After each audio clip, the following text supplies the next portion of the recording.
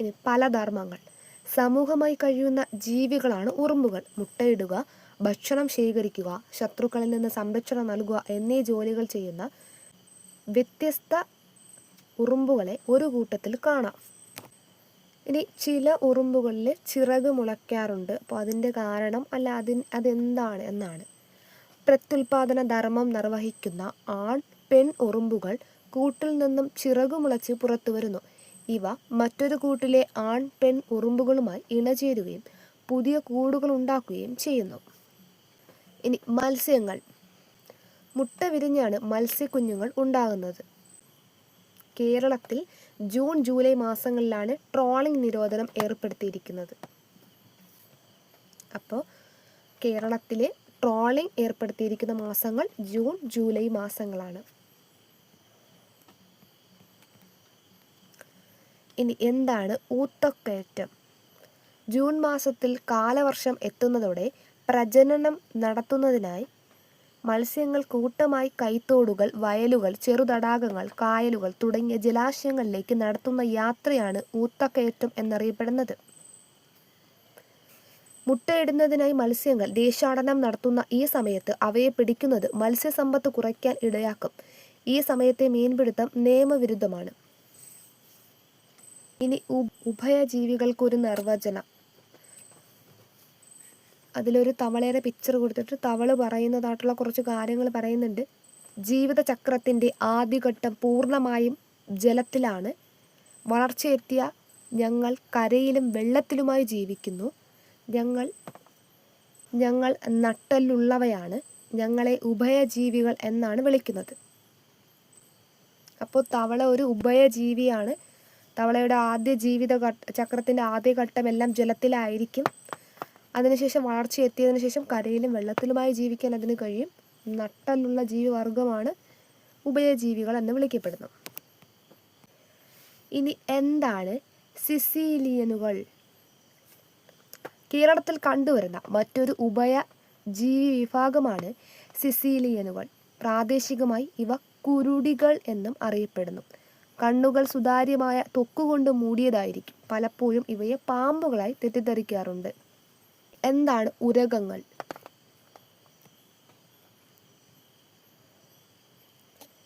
ഉരഗങ്ങളുടെ ഒരു പൊതു സവിശേഷതയാണ് മുട്ടയിട്ട് സന്താന ഉൽപാദനം നടത്തുന്നു.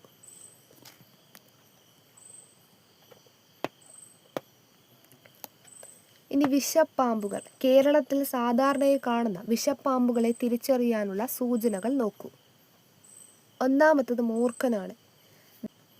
വികസിപ്പിക്കാവുന്ന പത്തിയും അതിൻ്റെ പിൻഭാഗത്ത് പരസ്പര ബന്ധിതമായ 2 വളയങ്ങളും കഴുത്തിനു താഴെ കുറുകെയുമായി വീതിയുള്ള 2 വളയങ്ങൾ എന്നിവ മൂർഖൻ്റെ പ്രത്യേകതകളാണ്. ഇനി രാജവെമ്പാല.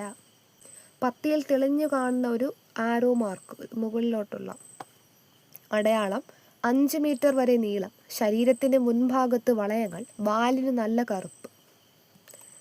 ഇനി ശംഖുവരയൻ അഥവാ വെള്ളിക്കെട്ടൻ്റെ പ്രത്യേകത.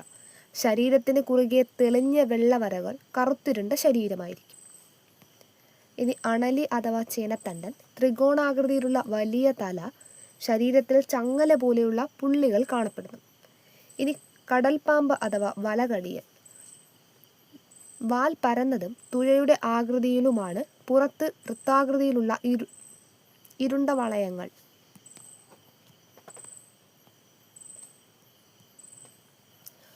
കൂടുതൽ പാമ്പുകളും വിഷമില്ലാത്തവയാണ്. കേരളത്തിൽ കാണുന്നവയിൽ ആകെ 5 ഇനം പാമ്പുകൾക്കേ വിഷമുള്ളൂ. ഇനി ഒരു പാമ്പ് കടിയേറ്റാൽ എന്തെല്ലാം ചെയ്യണമെന്നാണ്. ആദ്യം, കടിയേറ്റ ഭാഗത്ത് മുറിവുണ്ടാക്കുകയോ വിഷം വലിച്ചെടുക്കാൻ ശ്രമിക്കുകയോ ചെയ്യരുത്. കടിയേറ്റ ആളെ പരിഭ്രമിപ്പിക്കരുത്. സമാധാനിപ്പിച്ച് ശാന്തത പാലിപ്പിക്കാൻ സഹായിക്കണം. ഉടനെ ആശുപത്രിയിൽ എത്തിക്കണം.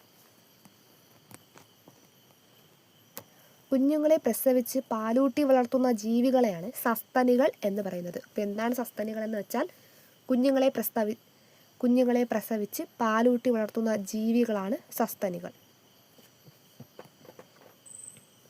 സസ്തനികളുടെ പിക്ചർ ഇവിടെ കൊടുത്തിട്ടുണ്ട്. തിമിംഗലം, ഡോൾഫിൻ, വവ്വാൽ, നീർനായ. മത്സ്യങ്ങൾ ഉഭയജീവികൾ ഉരഗങ്ങൾ, പക്ഷികൾ, സസ്തനികൾ എന്നീ വിഭാഗങ്ങളിലെ ജീവികൾക്കെല്ലാം നട്ടെല്ലുണ്ട്. അന്യം നിൽക്കുന്ന ജീവികൾ. ഭൂമിയിൽ മുമ്പുണ്ടായിരുന്ന പല ജീവികളും പല കാരണങ്ങളാൽ ഇല്ലാതായിട്ടുണ്ട്. അതിൽ അതിശൈത്യം, വരൾച്ച, ഉൽക്കാതാപനം, രോഗവ്യാപനം, അഗ്നിപർവ്വത സ്ഫോടനം തുടങ്ങിയ കാരണങ്ങൾ മനുഷ്യന്റെ നിയന്ത്രണത്തിലുള്ളവയല്ല. എന്നാൽ ജീവികളുടെ വംശനാശത്തിന്റെ പ്രധാന കാരണങ്ങളിലൊന്നായ ആവാസ വ്യവസ്ഥയുടെ നാശത്തിന് മനുഷ്യനും പങ്കുണ്ട്. ഇനി അടുത്ത് അടിസ്ഥാന ശാസ്ത്രം തന്നെ 6ാം ക്ലാസ്സിലെ ടെസ്റ്റാണ്, ഭാഗം 1. അതിൽ ഫസ്റ്റ് പാർട്ടിൽ 5 ചാപ്റ്ററാണുള്ളത്. അതിൽ ഫസ്റ്റ് ചാപ്റ്റർ ആഹാരത്തിലൂടെ ആരോഗ്യം. അതിൽ ഒന്നാമത്തെ പോയിന്റ് നമ്മുടെ ആരോഗ്യം. നമ്മുടെ ശാരീരിക പ്രവർത്തനങ്ങൾക്ക് ആവശ്യമായ ഊർജം നൽകുന്നത് ആഹാരമാണ്. നമ്മുടെ വളർച്ചയ്ക്കും ആരോഗ്യം നിലനിർത്തുന്നതിനും രോഗങ്ങളെ ചെറുക്കുന്നതിനും ആവശ്യമായ ഘടകങ്ങളാണ് പോഷകങ്ങൾ. ഇവ നമുക്ക് ലഭിക്കുന്നത് ഭക്ഷണ പദാർത്ഥങ്ങളിൽ നിന്നാണ്. ഭക്ഷണ പദാർത്ഥങ്ങളിൽ അടങ്ങിയിട്ടുള്ള പോഷക ഘടകങ്ങളാണ് കാർബോഹൈഡ്രേറ്റുകൾ, പ്രോട്ടീനുകൾ, കൊഴുപ്പുകൾ, വിറ്റാമിനുകൾ, ധാതുക്കൾ തുടങ്ങിയവ. ജലം ഒരു പോഷക ഘടകമല്ലെങ്കിലും ശാരീരിക പ്രവർത്തനങ്ങൾക്ക് ആവശ്യമായ പ്രധാനപ്പെട്ട ഒരു പദാർത്ഥമാണ്. ഭക്ഷ്യവസ്തുക്കളിൽ കാണുന്ന നാരുകളും ശാരീരിക പ്രവർത്തനങ്ങൾക്ക് ആവശ്യമാണ്. എല്ലാ ആഹാരത്തിലും എല്ലാ പോഷകഘടകങ്ങളും മതിയായ അളവിൽ ഉണ്ടാകണമെന്നില്ല. അതിനാൽ നാം പലതരം ഭക്ഷ്യവസ്തുക്കൾ ഉപയോഗിച്ച് വിവിധ ആഹാര പദാർത്ഥങ്ങൾ തയ്യാറാക്കി കഴിക്കുന്നു. നാം കഴിക്കുന്ന ആഹാര പദാർത്ഥങ്ങളുടെ അളവ്, കഴിക്കുന്ന സമയം, വൈവിധ്യം, ഗുണമേന്മ എന്നിവ നമ്മുടെ ആരോഗ്യത്തെ സ്വാധീനിക്കുന്നു. അതുകൊണ്ട് എല്ലാവരും പോഷകസമൃദ്ധമായ ഭക്ഷണം കഴിക്കണം. അപ്പോൾ നമ്മുടെ ശാരീരിക പ്രവർത്തനങ്ങൾക്ക് ആവശ്യമായ ഊർജം നൽകുന്നത് ആഹാരമാണ്. നമ്മുടെ വളർച്ചയ്ക്കും ആരോഗ്യം നിലനിർത്തുന്നതിനും രോഗങ്ങളെ ചെറുക്കുന്നതിനും ആവശ്യമായ ഘടകങ്ങളെയാണ് നമ്മൾ പോഷകങ്ങൾ എന്ന് പറയുന്നത്. ഇവ നമുക്ക് ലഭിക്കുന്നത് ഭക്ഷണ പദാർത്ഥങ്ങളിൽ നിന്നാണ്. ഭക്ഷണ പദാർത്ഥങ്ങളിൽ അടങ്ങിയിട്ടുള്ള പോഷക ഘടകങ്ങളാണ് കാർബോഹൈഡ്രേറ്റുകൾ, പ്രോട്ടീനുകൾ, കൊഴുപ്പുകൾ, വിറ്റാമിനുകൾ, ധാതുക്കൾ തുടങ്ങിയവ. ഇനി എന്താണ് കാർബോഹൈഡ്രേറ്റ്? ശരീരത്തിന് ആവശ്യമായ ഊർജം പ്രധാനമായും ലഭിക്കുന്നത് കാർബോഹൈഡ്രേറ്റിൽ നിന്നാണ്. അന്നജം, പഞ്ചസാര, ഗ്ലൂക്കോസ്, സെല്ലുലോസ്, നാരുകൾ എന്നീ വിവിധ രൂപങ്ങളിൽ കാർബോഹൈഡ്രേറ്റ് ഭക്ഷ്യവസ്തുക്കളിൽ കാണപ്പെടുന്നു. ധാന്യങ്ങൾ, കിഴങ്ങുവർഗ്ഗങ്ങൾ എന്നിവയിൽ കൂടുതൽ അടങ്ങിയിരിക്കുന്നത് അന്നജമാണ്. അപ്പോൾ എന്താണ് കാർബോഹൈഡ്രേറ്റ്? ശരീരത്തിന് ആവശ്യമായ ഊർജം പ്രധാനമായും ലഭിക്കുന്നത് കാർബോഹൈഡ്രേറ്റിൽ നിന്നാണ്. അന്നജം, പഞ്ചസാര, ഗ്ലൂക്കോസ്, സെല്ലുലോസ്, നാരുകൾ എന്നീ വിവിധ രൂപങ്ങളിൽ കാർബോഹൈഡ്രേറ്റ് ഭക്ഷ്യവസ്തുക്കളിൽ കാണപ്പെടുന്നു. ധാന്യങ്ങൾ, കിഴങ്ങുവർഗ്ഗങ്ങൾ എന്നിവയിൽ കൂടുതൽ അടങ്ങിയിരിക്കുന്നത് അന്നജമാണ്.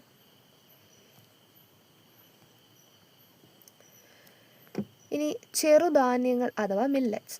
പുല്ലുവർഗത്തിൽപ്പെട്ട വിളകളാണ് ചെറുധാന്യങ്ങൾ അഥവാ മില്ലറ്റുകൾ.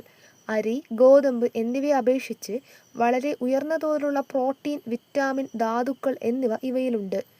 നാരുകളാൽ സമ്പന്നമായ ചെറുധാന്യങ്ങൾ ദഹന പ്രക്രിയയിൽ പ്രധാന പങ്ക് വഹിക്കുന്നു.